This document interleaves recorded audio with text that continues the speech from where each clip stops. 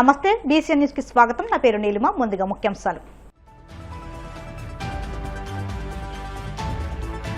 దళితుల సంక్షేమం గురించి జగన్ మొసలి కన్నీరు కారుస్తున్నారన్న వర్ల రామయ్య. వైసీపీ హయాంలో విదేశీ విద్యా పథకాన్ని ఆపేసి వారి భవిష్యత్తును దెబ్బతీశారని ధ్వజం.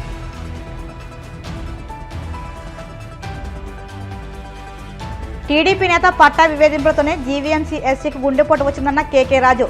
ఈ మరణంపై స్వతంత్ర దర్యాప్తు సంస్థతో విచారణ జరిపించాలని డిమాండ్. తిరుమల శ్రీవారిని దర్శించుకున్న మంత్రి ఆనం రామనారాయణ రెడ్డి. ఆలయ మర్యాదలతో స్వాగతం పలికిన అధికారులు.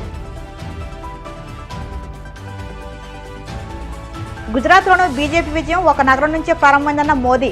కేరళలో ఎల్డీఎఫ్, యూడీఎఫ్ల అవినీతిని అంతం చేస్తామన్న ప్రధాని. దళిత పారిశ్రామికవేత్తలకు ఏడాదిన్నర కాలంలో కూటమి ప్రభుత్వం 267 కోట్ల ప్రోత్సాహకాలు విడుదల చేస్తుందని టీడీపీ పొలిట్ బ్యూరో సభ్యులు వర్ల రామయ్య తెలిపారు. అంటే ఏడాదికి సగటున 178 కోట్లు ఇచ్చిందని వెల్లడించారు. గత వైసీపీ ప్రభుత్వం ఏడాదికి సగటున 80 కోట్లు మాత్రమే ఇచ్చిందని గుర్తు చేశారు. మంగళగిరిలోని టీడీపీ కేంద్ర కార్యాలయంలో ఆయన మీడియాతో మాట్లాడారు. డాక్టర్ సుధాకర్ను వేధించి ఆయన చావు కారణమవడం, ఇసుక అక్రమాలను ప్రశ్నించినందుకు వరప్రసాద్ అనే యువకుడిని శిరోమండనం చేయించడం సహా జగన్ హయాంలో దళితుల పట్ల జరిగిన అరాచకాలను ప్రస్తావించారు. దళితుల సంక్షేమం గురించి జగన్ మొసలి కన్నీరు కారుస్తున్నారని దుయ్యబట్టారు. విదేశీ విద్య పథకాన్ని ఆపేసి వారి భవిష్యత్తును దెబ్బతీశారని ధ్వజమెత్తారు. జగన్మోహన్ రెడ్డి గారు, మాజీ ముఖ్యమంత్రి పులివెందుల ఎమ్మెల్యే గారు నిన్న ప్రెస్ మీట్లో మాట్లాడుతూ దళిత పారిశ్రామికవేత్తలు చాలా బాధపడుతున్నారు.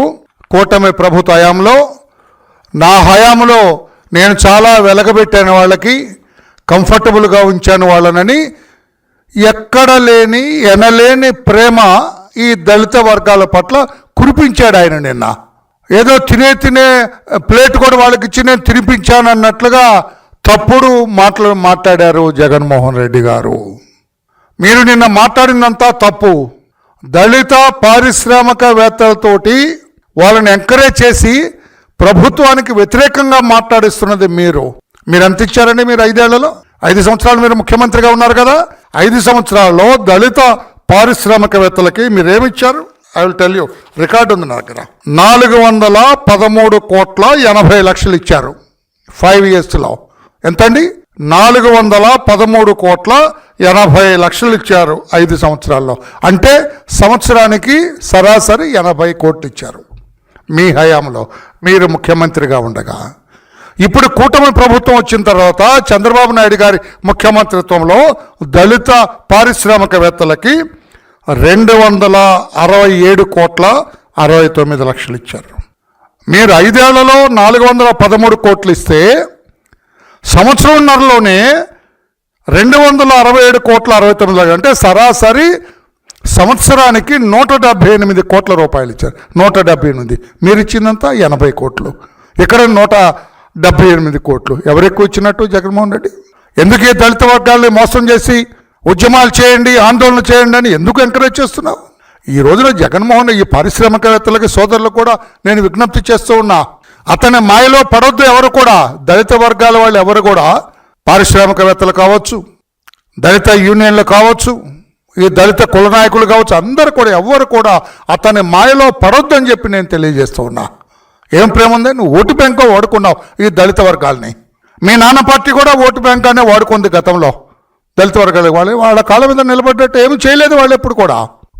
కరోనా వచ్చినప్పుడు మేము కూడా ఆ రోజున అడిగాము, దళిత వాడలకి కరెంటు బిల్లున్న తీసేయండి ఈ 2 years.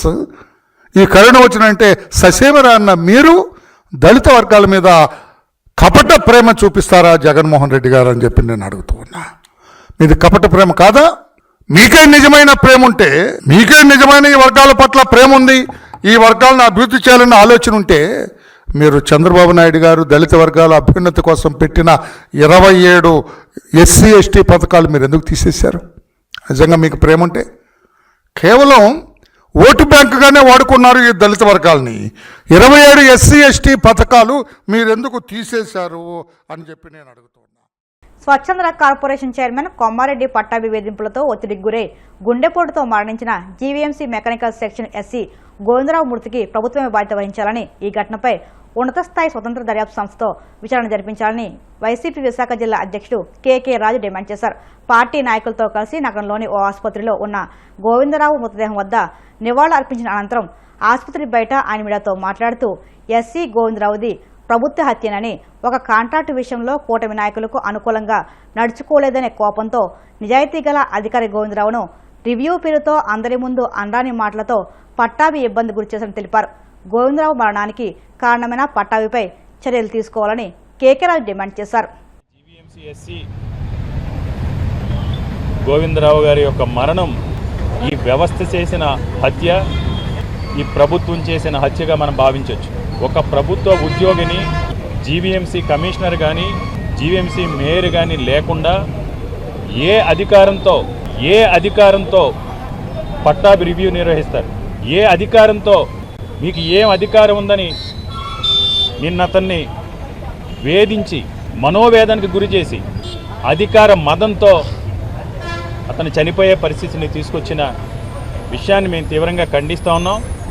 ముఖ్యంగా ప్రజాస్వామ్యంలో ప్రభుత్వ ఉద్యోగులు ప్రజలకి జవాబుదారుతనం తప్ప రాజకీయ నాయకుల యొక్క స్వలాభాలకి, రాజకీయ నాయకుల యొక్క ఆర్థిక వ్యవహారాలు చక్కబెట్టడానికి కాదు.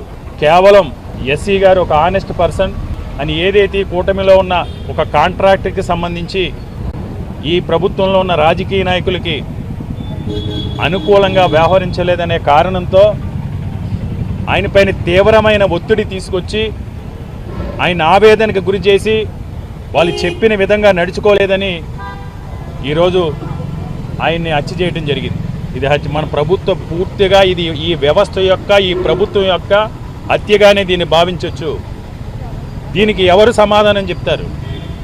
ఆయన మరణానికి జవాబుదారీతనం ఎవరు చెప్తారు? ఆయన ఆ కుటుంబానికి ఆయన లేని లోటుని ఎవరు తీరుస్తారు? ఈ రాష్ట్రంలో ఇదే విధంగా ఉంటే ఈ రాష్ట్రంలో ఉన్న ప్రభుత్వ ఉద్యోగులకి మీరు ఏ రకంగా భద్రత కల్పిస్తారు?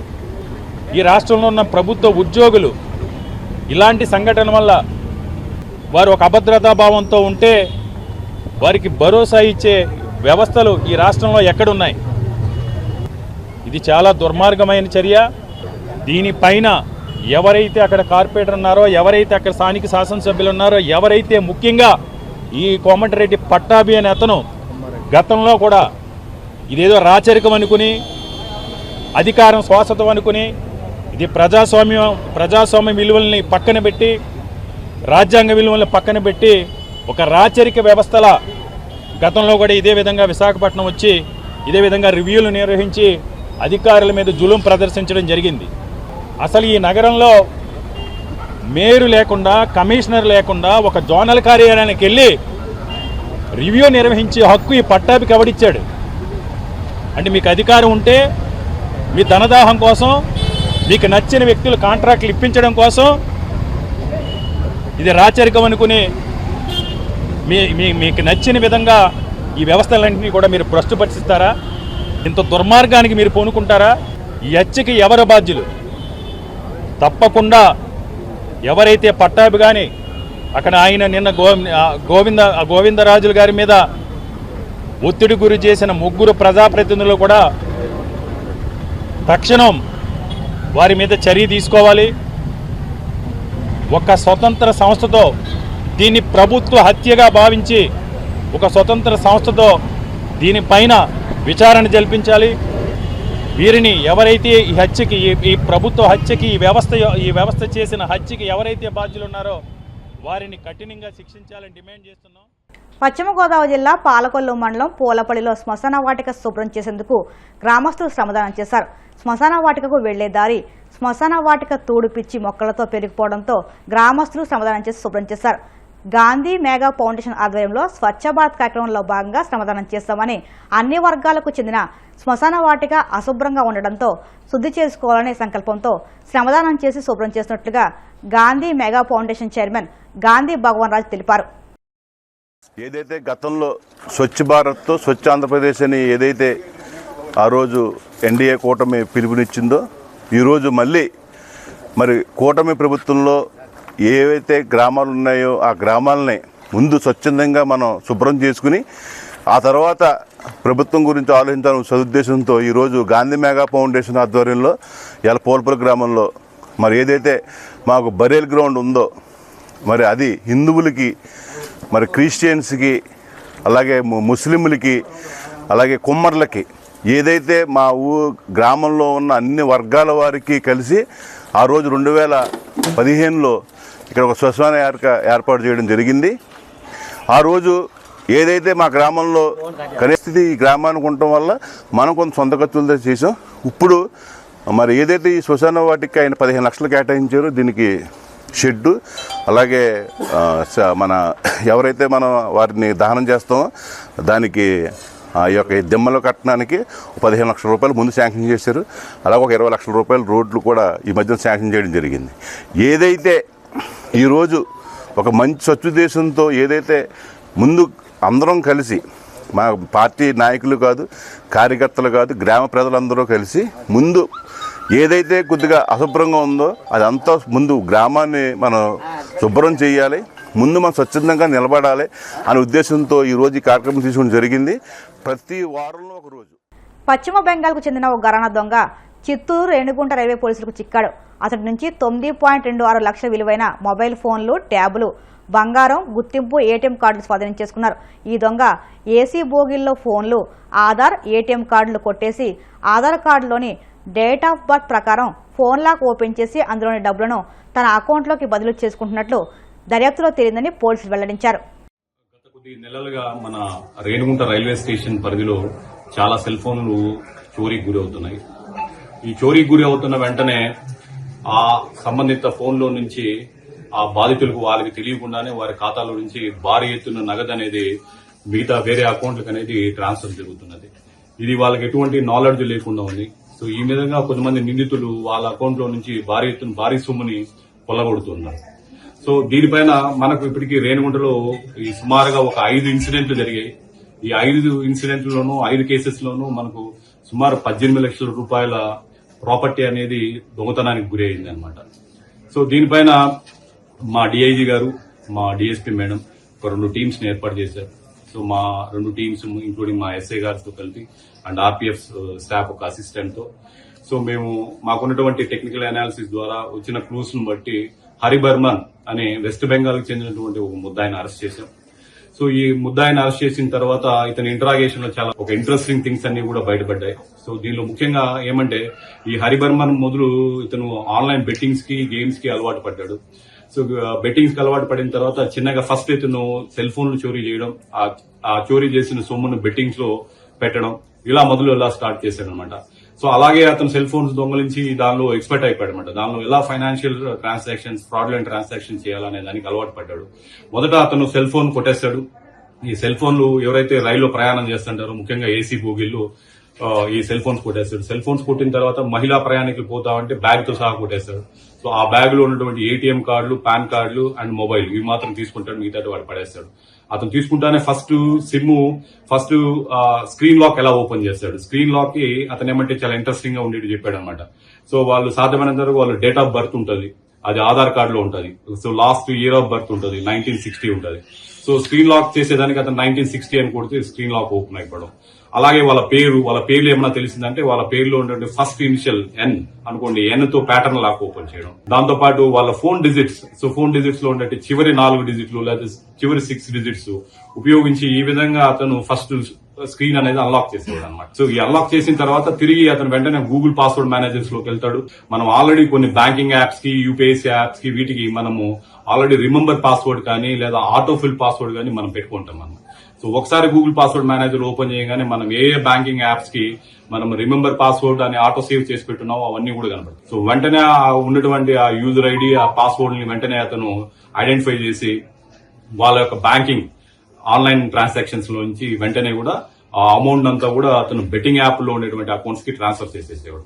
అలాగే అతను వాళ్ళ ఒక అమెజాన్ అకౌంట్స్ అనేది ఓపెన్ చేయడం, అమెజాన్ అకౌంట్ లో ఉన్నటువంటి కొద్ది ఖరీదైన ఎలక్ట్రానిక్ వస్తువులు అంటే గోల్డ్ కాయిన్స్ కూడా పర్చేస్ చేయడం. సో ఇదంతా ఖాతాదారులకి అసలు ఐడియానే ఉండదు అనమాట. వాళ్ళు తేరుకునే లోపల ఇవంతా కూడా జరిగిపోతుంటది. ఇతను ప్రతి సెల్ ఫోన్స్ లోనూ కూడా ముఖ్యంగా వయసులో కాస్త ఎక్కువగా ఉన్న ఏజ్డ్ పర్సన్స్ ని ఎక్కువగా టార్గెట్ చేసుకుంటాడు అనమాట. ఎందుకంటే వాళ్ళు పాస్పోర్ట్ ఈ ఫీచర్స్ అయితే ఏవైతే ఉన్నాయో సెక్యూరిటీ ఫీచర్స్ చాలా తక్కువగా పెట్టుకుంటారు. చాలా వరకు పెద్దవాళ్ళు ఏం చేశారంటే ఈ user ID and password photo తీసి అది గ్యాలరీలోనే పెట్టుకుంటారు. కొంతమంది వాట్సాప్ లో ఏదైనా స్టార్ మార్క్స్ చేసి పెట్టుకొని ఉంటారు. సో మెయిల్ లో డ్రాఫ్ట్ లో పెట్టుకుంటారు. అతను చాలా ఫోన్ కొట్టేస్తానికి చాలా క్షుణ్ణంగా పరిశీలిస్తాడు అనమాట. ఎక్కడో పోసారి యూజర్ ఐడి అండ్ పాస్వర్డ్లు గ్యాలరీలోనే దొరుకుతాయి. ఫోటో తీసి సాధ్యమైనంత వరకు వాళ్ళంతా పెట్టుకుంటారు. అది ఏటీఎం కార్డు ఉంటుంది, ఏటీఎం కార్డు బ్యాక్ సైడ్ రాసుకుంటారు పిన్ అనేటివి. సో ఇలాగా మనం ఏదైతే చాలా సెక్యూరిటీ ఫీచర్స్ సరిగ్గా లేకుండా పెట్టుకుంటామో దాన్ని అన్ని ఉపయోగించి అతను భారీ ఎత్తున అమౌంట్ అనేది 18 లక్షల వరకు కొల్లగొట్టాడు అనమాట. సో దీనిపైన మేమంతా టీమ్స్ గత 4 నెలలుగా కష్టపడి సో అతన్ని ట్రేస్ చేసి అతన్ని పట్టుకోవడం అనేది. సో అతన్ని పట్టుకున్న తర్వాత ముఖ్యంగా మాకు అతని దగ్గర నుంచి ఒక 55 grams worth of gold, 3 cell phones, ఒక ట్యాబ్, ఒక Apple watch and iPods, 3000 cash, so మొత్తం 9 lakhs వర్త్ ఆఫ్ ప్రాపర్టీ అనేది రికవరీ అయింది. ఇప్పుడు కాసేపు ప్రకటనలు.